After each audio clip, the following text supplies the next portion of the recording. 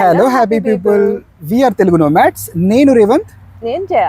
So ఈ video దేని గురించి అంటే, మేము యూఏఈకి వచ్చి 2 years అయింది. ఈ లాస్ట్ 2 yearsలో ఇన్స్టాగ్రామ్లో, యూట్యూబ్లో మేము చాలా వీడియోస్ పోస్ట్ చేసాం కదా. సో ఆ వీడియోస్లో మెయిన్లీ వచ్చిన కామెంట్స్ ఏంటంటే, అక్కడికి రీలొకేట్ ఎలా అవ్వాలి, వీసా ప్రాసెస్ ఎలా ఉంటుంది, అసలు జాబ్ ఆపర్చునిటీస్ ఎలా ఉంటాయి అని చాలా మంది కమెంట్ చేశారు.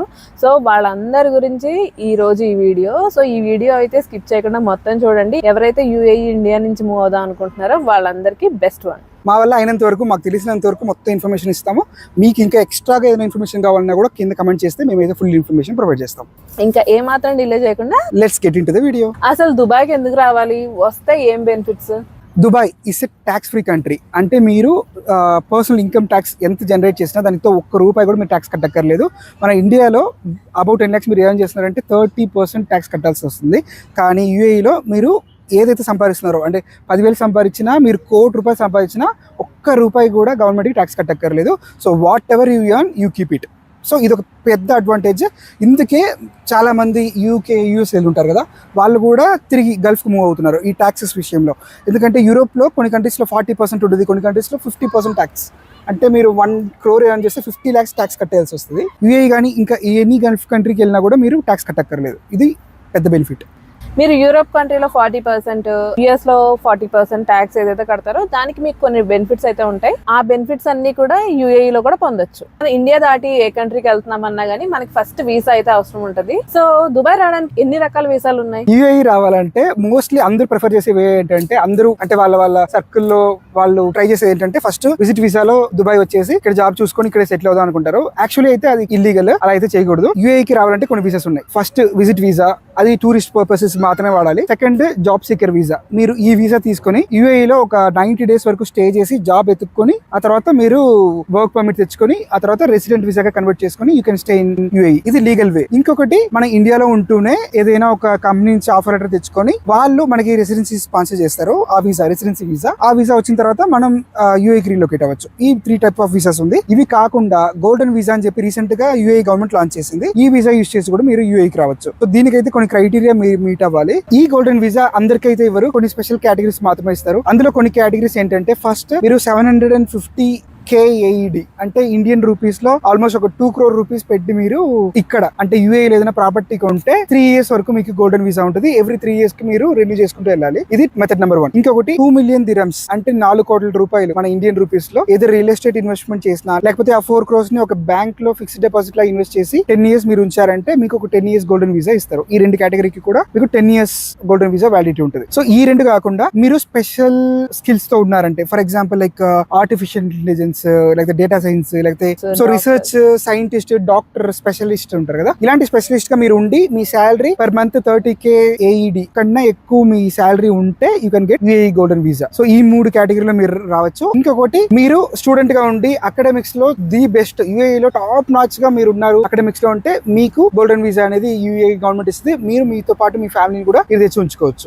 ఇదే wide variety of visas. So most common thing వచ్చేసి, ఇండియాలో ఉంటూ ఒక ఆఫర్ తెచ్చుకొని ఆ కంపెనీ వాళ్ళు మనకి వీసా స్పాన్సర్ చేసి ఆ తర్వాత రెసిడెంట్ పర్మిట్ లో యూఏఈకి రీలొకేట్ అవ్వడమే most common way to relocate to UAE. మేము కూడా అలానే వచ్చాం. ఓకే, ఇప్పుడు నాకు ఒక కంపెనీ యూఏఈకి జాబ్ ఆఫర్ చేస్తుంది, ఒక శాలరీ చెప్తున్నారు. ఇప్పుడు హౌ కెన్ ఐ డిసైడ్ ఈ శాలరీకి నేను అక్కడ వెళ్ళొచ్చా వద్దా అని ఎలా డిసైడ్ అవ్వాలి? ఫస్ట్ థింగ్, మనకి చిన్నప్పటి నుంచి ఈ గల్ఫ్ కంట్రీస్ అనేది మెయిడ్ సర్వీసెస్ కి, లేకపోతే కన్స్ట్రక్షన్ వర్క్ చేసే వర్కర్స్ కి ఫేమస్. కానీ ఇప్పుడు అన్ని రంగాల్లోనూ యూఏఈ అయితే టాప్ నాచ్గా ఉంది. ప్రతి జాబ్ ఆఫర్ కూడా ఇక్కడ చాలా మంచి శాలరీస్ ఉన్నాయి. మినిమం శాలరీ 2500 నుంచి స్టార్ట్ అయ్యి ఇంకా లిస్ట్ పోతూ ఉంటుంది.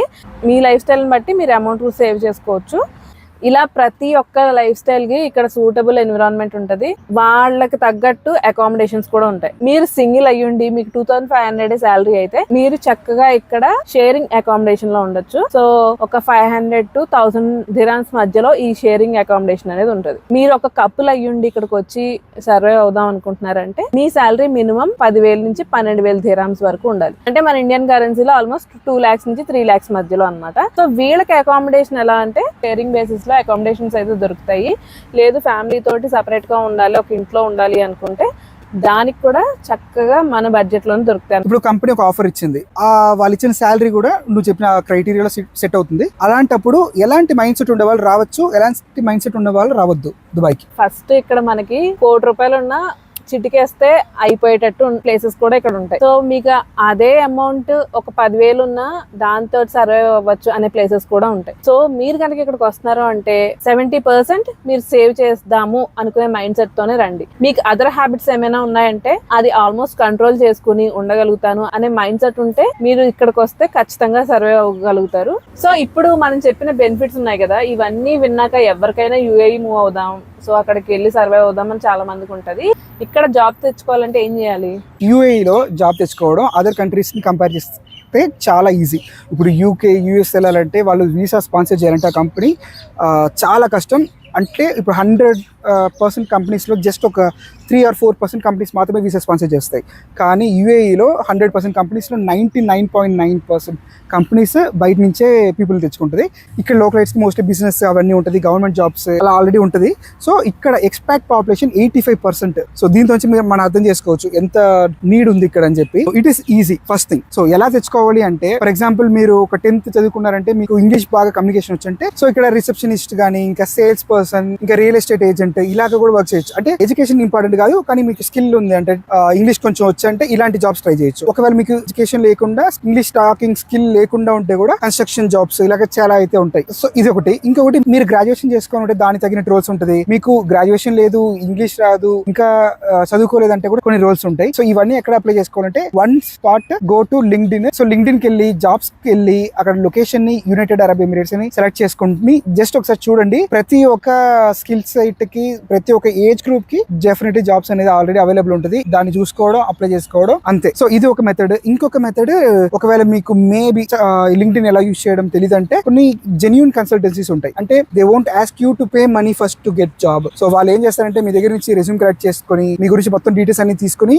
మిమ్మల్ని కరెక్ట్ గా ఇంకొక నెసెసిటీ ఉండే చోట్ల మిమ్మల్ని మ్యాప్ చేస్తారు. మీకు వర్క్ పర్మిట్ అవన్నీ తెచ్చిన తర్వాత మిమ్మల్ని UAEకి తీసుకెళ్లి they will put you on work. So వీలైతే మీ దగ్గర మనీ కలెక్ట్ చేయరు. నోట్ దిస్ పాయింట్, మనీ అడగరు, మనీ కలెక్ట్ చేసుకోరు ఫస్ట్. సో ఇలాంటి కన్సల్టెన్సీ మాత్రమే జెన్యూన్ కన్సల్టెన్సీ. మీరు ఏమైనా ట్రై చేస్తున్నారంటే ట్రై విత్ దీస్. మేము కింద డిస్క్రిప్షన్ లో కొన్ని కన్సల్టెన్సీ నేమ్స్ ఇస్తాము, వాటిని అప్రోచ్ అవ్వండి. నెక్స్ట్ కామన్ క్వశ్చన్ ఏంటి తెలుసా?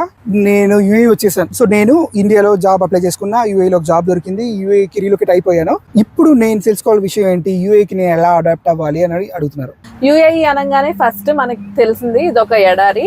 సో 6 నెలలు అయితే కంప్లీట్ సమ్మర్ ఉంటది. సో 6 నెలలు వింటర్ ఉంటది అనమాట. సో సమ్మర్ లో మనం అసలు బయటికి వెళ్ళాం, పీక్స్ లో ఉంటది. ఇండోర్ ఫెసిలిటీస్ కూడా దానికి తగ్గట్టుగానే ఉంటాయి. రిమైనింగ్ 6 months వింటర్ లో ఇక్కడ ఫుల్ వైబింగ్ ఉంటది, బాగుంటది. ఇప్పుడైతే ప్రెసెంట్ వింటర్ అయిపోయి సమ్మర్ స్టార్ట్ అవుతుంది. ఇంకా నెక్స్ట్ లీవ్స్ విషయానికి వచ్చేసరికి మీ కంపెనీయే యాన్యువల్ లీవ్స్ లో మిమ్మల్ని ఇండియాకి పంపిస్తుంది. ఫ్లైట్ టికెట్స్ కూడా మీ కంపెనీ బుక్ చేస్తుంది. యాన్యువల్ లీవ్ కాకుండా ఇక్కడ లీవ్స్ అంటే, so every month holiday expect చేయొచ్చా అంటే ఎక్స్పెక్ట్ చేయలేం. ఈద్ టైంలోను, మళ్ళీ వీళ్ళ న్యూ ఇయర్ టైంలోను మనం సెట్ ఆఫ్ హాలిడేస్ ఒక 1 week లేకపోతే 10 days అలా కలిసి వస్తాయి అనమాట. సో ఇవి కాకుండా కొన్ని రకమైన స్కామ్స్ అంటే హనీ ట్రాప్ ఇలాంటివి ఉంటాయి. సో హనీ ట్రాప్ గురించి మీకు ఆల్రెడీ తెలిసే ఉంటది కదా. సో ఒక ర్యాండమ్ నెంబర్ నుంచి మెసేజ్లు పంపిస్తారు అమ్మాయిలు. వాళ్ళ ట్రాప్ లో కనుక మీరు పడ్డారంటే ఇంకా మీ కొంప కొల్లేరు అయిపోయినట్టే. సో అదొకటి. ఇంకా మన ఊర్లో ఫెడెక్స్ ఎలాగో ఇక్కడ అరమెక్స్ అనేది అలాగనమాట. సో ఈ కొరియర్ కంపెనీ నుంచి కూడా మెసేజ్ వస్తుంది, ఒక లింక్ నొక్కి మీ అడ్రస్, కార్డ్ డీటెయిల్స్ ఎంటర్ చేయండి, మీకు గిఫ్ట్ పంపిస్తామని. ఇలాంటివి కూడా మీరు చాలా దూరంగా ఉండాలి. కొన్ని అయితే డైరెక్ట్ ప్రైవేట్ నెంబర్ నుంచి డైరెక్ట్ కాల్ వచ్చి ఎమిరేట్స్ ID నెంబర్ చెప్పండి అని ఇలాంటివన్నీ జరుగుతూ ఉంటాయి. జస్ట్ అలాంటి కాల్స్ వస్తే జస్ట్ కట్ చేసేయండి, ఏం మాట్లాడకండి. So I think video length కూడా ఆల్రెడీ ఇంక్రీస్ అయిపోతుంది. మేమైతే మా వల్ల అయినంత వరకు ఇన్ఫర్మేషన్ ప్రొవైడ్ చేసాము.